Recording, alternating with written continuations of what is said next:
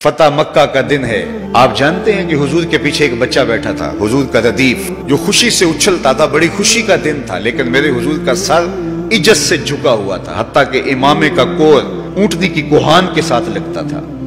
لیکن وہ بچہ تھا، نو عمر تھا، وہ اچھلتا تھا خوشی سے، تو حضور سے روکتے تھے، پھر وہ اچھلتا تھا، پھر روکتے تھے۔ وہ بچہ کون تھا؟ تاریخ میں ڈھونڈے، نواسہ نہیں ہے، کسی انصاری سردار کا بیٹا نہیں ہے، کسی قریشی سردار کا بیٹا نہیں ہے، حضور کے خاندان کا کوئی فرد نہیں ہے۔ ہم نے تاریخ ڈھونڈی تو وہ حضور کے آزاد کردہ غلام اور منہ بولے بیٹے زید بن حارثہ کا بیٹا اسامہ بن زید ہے۔ فتح مکہ کے دن اپنے ساتھ جس کو بٹھایا وہ غلام زادہ تھا۔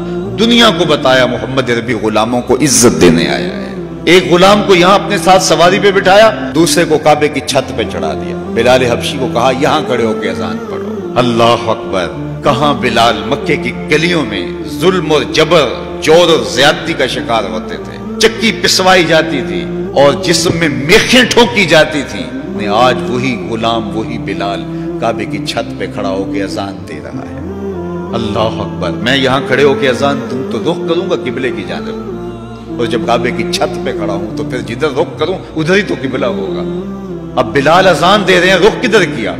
حضور طواف کر رہے تھے، بلال اذان دے رہے تھے، جدھر جدھر حضور پھرتے وہ بھی رخ پھیرتے چلے جاتے۔ تو وہ طبقے جن کو کوئی پوچھتا نہیں تھا، ان کو عزتوں کی مسند پہ بٹھایا۔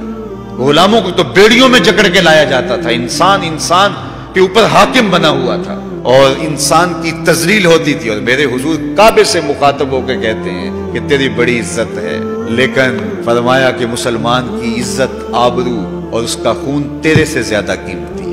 یہ سبق دیا، یہ درس دیا، بھٹکی ہوئی انسانیت کو سراغ زندگی میرے حضور نے عطا کیا۔ تو اس لیے آج میں اور آپ اللہ کے حضور لاکھ لاکھ شکر ادا کرتے ہیں کہ ہمیں اس نبی کا غلام ہونے کا شرف اور اعزاز نصیب ہوا۔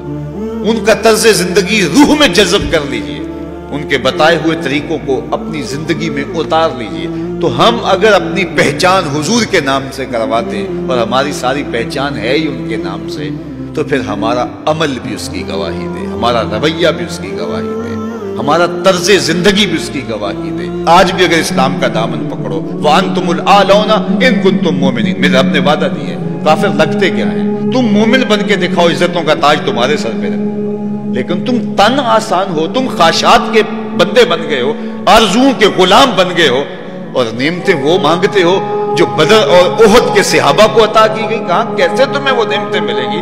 پہلے اپنے آپ کو ثابت تو کرو کہ ہم ان کے اہل ہیں، اور جب اپنی اہلیت ثابت کرو گے تو رحمت کی برکھا برسے گی۔ وہ ایک بڑا معروف جملہ ہے کہ لوگ زندگی یزید کی جینا چاہتے ہیں اور موت حسین کی مانگتے۔ صاحب ایسا نہیں ہوتا۔ اگر حسین ابن علی جیسی زندگی گزاریں گے تو پھر ان کے مراتب رفیع کا حصہ نصیب ہوگا، لیکن اگر ہم اپنی خواہشات کی زندگی گزاریں گے اور کہیں گے کہ ہم چونکہ مسلمان ہوتے ہیں لہذا ساری نعمتیں ہمیں دی جائیں، ہم جھوٹے ہیں، ہم مکار ہیں، ہم 2 نمبر بال بیچتے ہیں، ہم جو چاہیں کریں، ہم وعدہ خلافی کریں، لیکن ساری عزتیں ہماری جھولی میں ہونی چاہیے، مسلمان جو ہوتے ہیں۔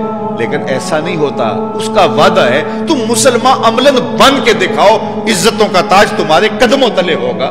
یار آج تو تم 1 ارب 40-50 کروڑ ہو، وہ زمانہ بھی تھا جب تمہاری تعداد صرف 313 تھی اور تمہارے پاس تلواریں بھی ٹوٹی ہوئی تھی، لیکن ہم نے تمہیں وہ عزتوں کی مسند دی کہ زمانہ تمہارے اوپر رش کرتا تھا۔